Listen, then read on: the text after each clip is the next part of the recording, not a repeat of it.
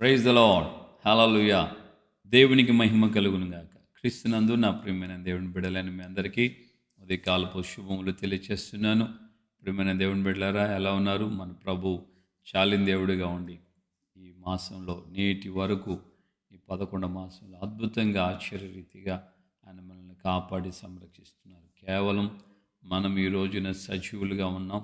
ఆయనను స్తుతించి ఆయన నామాన్ని ఘనపరుస్తూ మన ద్వారా ఆయనకు కీర్తి ఖ్యాతి కలుగు నిమిత్తమే తప్ప మనం ఈ రోజున సజీవులుగా ఉన్నామంటే ఇక మన బలమో మన జ్ఞానమో మన బుద్ధో మన తెలివితేటలు కానే కాదు.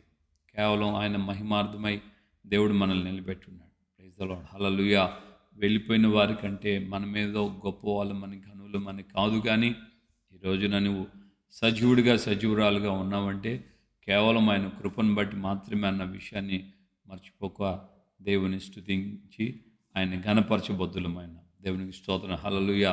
యేసయ్య శరీరధారిగా ఉన్న దినాలలో ఆయన అనేక గ్రామాల గుండా వెళ్తున్నటువంటి సమయం, అనేక ప్రాంతాల గుండా ఆయన పరిచర్య చేస్తూ వెళ్తున్నటువంటి సమయంలో అనేకులు ఆయన ఎద్దుకు వచ్చేవాళ్ళు. అనేకులు ఆయన ఎద్దుకు వచ్చి ఆయన యొక్క సన్నిధిలో ఆయన దగ్గర తమ యొక్క పరిస్థితులు చెప్పుకొని ఆయన ద్వారా మేలులు పొందవలసిన వాళ్ళు పొందేవాళ్ళు, ఆరోగ్యం, స్వస్థతలు, ఈ విధంగా ఆయన మాటలు వినేవాళ్ళు. ఇలాంటి పరిస్థితులను గమనిస్తున్నాం.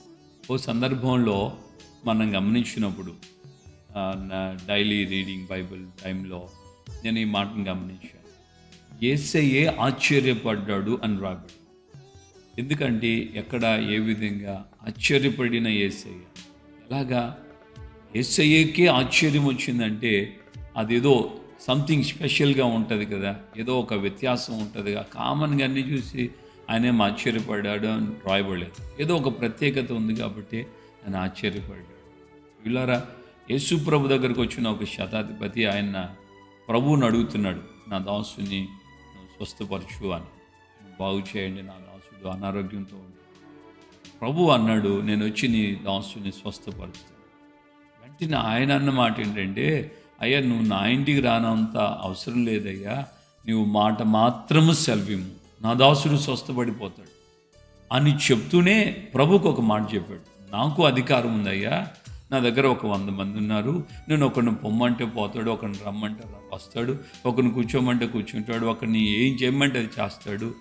ఒక 100 మందికి అధికారి అయి ఉన్న నాకు నేను చెప్పిన మాటకు అంత వాల్యూ ఉన్నప్పుడు భూమి ఆకాశాన్ని కలుగు చేసిన నీకు ప్రభువా, లార్డ్, ఓ లార్డ్ అని ఆయన పిలిచాడు. ఓ ప్రభువా అని ఆయన పిలిచాడు. అంటే సర్వాన్ని పరిపాలించుచున్న ప్రభుడు నువ్వు అని ఆ రోమ శతాధిపతి ప్రభుని ఉద్దేశించి ఆయన చెప్పిన మాట. సో ఆయన ఈ మాట ఎప్పుడైతే ప్రభువుతో చెప్పాడో ప్రభు ఆ మాట విన్న వెంటనే ఆశ్చర్యపడ్డాడు అని రాడు. ఆశ్చర్యపడి వెనుక తట్టు తిరిగి తనని వెంబడిస్తున్న ఇజ్రాయిల్లో ఉన్న ప్రజలందరికీ చెప్తున్నాడు, ఈ ఇజ్రాయిల్లో కూడా ఇంత విశ్వాసం కలిగిన వాడిని నేను ఇంతవరకు చూడలేదు. ఈరోజున మన వ్యక్తిగత జీవితంలో మనము ప్రభువుని అనుసరించుచున్న గుంపులో ఉన్నాం. మనం ప్రభువుని అనుసరించుచున్న గుంపులోనే ఉన్నాం. క్రైస్తవులుగా పిలువబడుతున్నాం. విశ్వాసులుగానో సేవకులుగానో మనం ఎన్నో సంవత్సరాలుగా ఆయన యొక్క సన్నిధిలో కొనసాగించబడుతున్నాం. కానీ మన విశ్వాసం లేక మన ఒప్పుకోలు, మన నోరు తెరిచి ప్రభు దగ్గర చెప్పే మన ఒప్పుకోలు, మన విశ్వాసం, మన నమ్మకము అది దేవుని యొద్ద ఆశ్చర్యపడే స్థాయిలో ఉందా? ఆ శతాధిపతి యొక్క విశ్వాసం ప్రభువుని ఆశ్చర్యపరిచింది. ప్రభువును ఆశ్చర్యపరిచిన సంఘటన, యేసు ప్రభు ఆశ్చర్యపడిపోయేంత ఆ సంఘటన ఆ శతాధిపతి కనపరిచాడు. ఎందుకంటే శతాధిపతి ఒక అన్యుడు, ఇజ్రాయిలుడు కాదు. అలాంటి పరిస్థితుల్లో ప్రభు అతని యొక్క విశ్వాసాన్ని చూసి ఆశ్చర్యపడిపోయాడే. ఇంతకాలముగా ప్రభు యొక్క లేఖనాలను గురించి చదువుకుంటున్నాం. ఆ రోజుల్లో శతాధిపతికి ఈ వాక్యాలు ఇవన్నీ ఎక్కడున్నాయి? ఇప్పుడు మనకున్నట్లుగా బైబిల్లో ఉన్న పాత నిబంధన, క్రొత్త నిబంధన ఆయనకి ఎక్కడిది? యేసు ప్రభువుని గురించి ఆ రోజుల్లోనే శాస్త్రులు, పరిచయులు, ప్రధాన యాజకులు, ఎంతో గొప్పగా పిలువబడుతున్నటువంటి ధర్మశాస్త్ర ఉపదేశకులందరూ కూడా ఆయన వ్యతిరేకిస్తున్నటువంటి సందర్భాలు అవి. ఇతను ఒక దెయ్యముల అధిపతి అయిన బెల్జెబూల్ వలన దెయ్యాలను వెలగొడుతున్నాడని ఆయన మీద నేరాలు మోపుతున్నారు. అటువైపు ఇజ్రాయెల్కి సంబంధించిన మఠాధిపతులు వాళ్ళు. ఒకవైపు వాళ్ళు అట్లా అంటున్నారు, ఇటువైపు ఏమో ఇతను ఒక అన్యుడు, శతాధిపతి, ఇతను వచ్చి ప్రభు దగ్గర వచ్చి అంటున్నాడు, నీ మాట మాత్రం సెలవిస్తే చాలు, నా దాసుడు స్వస్థపడతాడు, నువ్వు నా ఇంటి వరకు అంటూ రానవసరం లేదు అని. అంటే నువ్వు రావద్దన్న ఉద్దేశం కాదు, కానీ ప్రభువుతో అట్లా అంటం లేదు. కానీ నీ మాటకు అంత వాల్యూ ఉంది. నా మాటకి ఎంత వాల్యూ ఉంటే ఇక నీ మాటకి వాల్యూ లేకపోవటం ఏంటయ్యా? నువ్వు ఇక్కడుండి నీ మాట చెప్పు, నా దాసుడు స్వస్థపడతాడని చాలు, వాడు బాగుపడిపోతాడు. ఎంత కాన్ఫిడెన్స్, ప్రభు మీద ఎంత విశ్వాసం, ఎంత స్థిరమైనటువంటి ఆయన గుర్చినటువంటి ప్రత్యక్షత, దైవ సంబంధమైనటువంటి ఆ యొక్క పాయింట్ ఆఫ్ వ్యూలో మనం గమనిస్తే ఈ ప్రభువుని గురించి అతను ఎంత లోతుగా ఆలోచించి ఉంటాడు. నాకు ఒక అధికారం ఉంది కదా, మరి ఆయన ప్రభు అని ఆయన్ని పిలుస్తున్నాం, ప్రభువా అని మనం ఆయన్ని పిలుస్తున్నప్పుడు ఆయనకి కూడా అధికారం ఉంది కదా. ఆయన అధికారంతో ఒక్క మాట చెప్తే, ఇక్కడుండి ఒక మాట చెప్తే అక్కడున్న నా దాసుడు స్వస్థపడతాడు. ఎందుకంటే ఒక మనిషిగా నాకున్న ఈ అధికారం కంటే కూడా ఆయన దేవుడు కాబట్టి ఆయనకున్న అధికారం మరింత గొప్పది. ఈ రోజున మనం ఎదుర్కొంటున్న ఏ పరిస్థితికైనా సరే, ఏ యొక్క బాధలకైనా, కష్టాలకైనా, కన్నీళ్ళకైనా, దుఃఖానికైనా, అనారోగ్యంకైనా, ఏ పరిస్థితికైనా మనం కూడా ప్రభుని చూసి అనగలమా? ప్రభువా, నువ్వు అక్కడుండి ఒక్క మాట చెప్పయ్యా, నా యొక్క అనారోగ్యం బాగైపోతుంది, నా కుమారుడు బాగుపడతాడు, నా కుమార్తె స్వస్థత పొందుతుంది, నా భార్యకి క్షేమం కలుగుతుంది, నా ఇంట్లో ఉన్న సమస్యలు తొలగిపోతాయి, నీ మాటకు ఉన్న వాల్యూ నేను గుర్తెరిగానని మనం ప్రభుని చూసి చెప్పగలమా? హల్లెలూయా. ప్రియులారా, ఆ విధమైన విశ్వాసం యేసయ్యని ఆశ్చర్యపడేటట్లుగా చేసింది. ఈరోజున మరి నీ విశ్వాసం ప్రభుని ఆశ్చర్యపడేటట్లు చేయగలుగుతుందా? ఒకసారి ఆలోచించు, ప్రార్థన చేసుకుందాం. ఇంతకాలమైంది మనం ప్రభుని అనుసరిస్తున్నాం, ప్రభు బిడలుగా ఆయన రక్తం చేత విమోచించబడిన జనముగా ఉన్నాం కదా. ఎప్పుడైనా మనం ఆయన్ని ఆశ్చర్యపడే విషయాలలో ఆశ్చర్యపడేటటువంటి ప్రవర్తన, స్వభావం, మాట, ఆలోచన, తలంపులు కలిగి ఉన్నామా?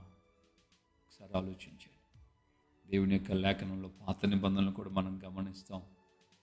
దేవుడు అబ్రహాముతో మాట్లాడుతున్నాడు, మరియు నీవు నా మాట వినినందున నీవు నాకు భయపడువాడు అని గుర్తెరిగా, నువ్వు నాకు తప్ప ఇంక దేనిని ప్రేమించే వ్యక్తివి కావు అని నేను నిన్ను గుర్తించాను. ఒక మనిషిగా, ఒక సాధారణమైన వ్యక్తిగా అబ్రహామును దేవుడు అడిగిన వెంటనే తను ఎంతో ప్రేమించుచున్న తన కుమారుడిని బలి ఇయ్యడానికి వెనక తెలియదని అబ్రహామును గురించి దేవుడు ఆశ్చర్యపడ్డాడు. ఈ రోజున నీ గురించి, నా గురించి ఆయన ఆశ్చర్యపడే పరిస్థితిలో అంత విశ్వాసం మనకుందా?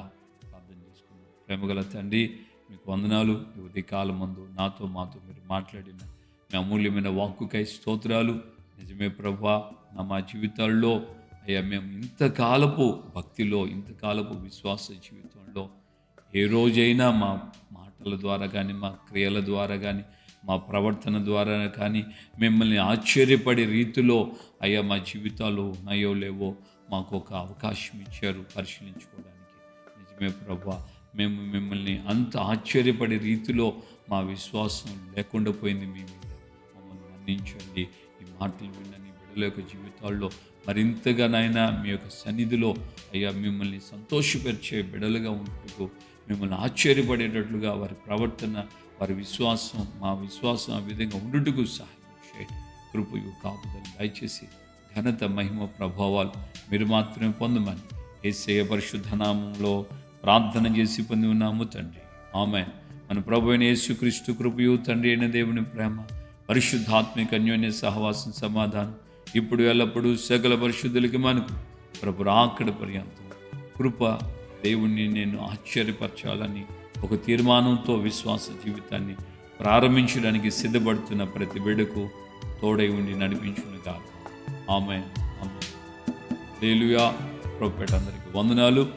క్షేమంగా మనం ఈ విషయంలో మనం గుర్తుపట్టాలి.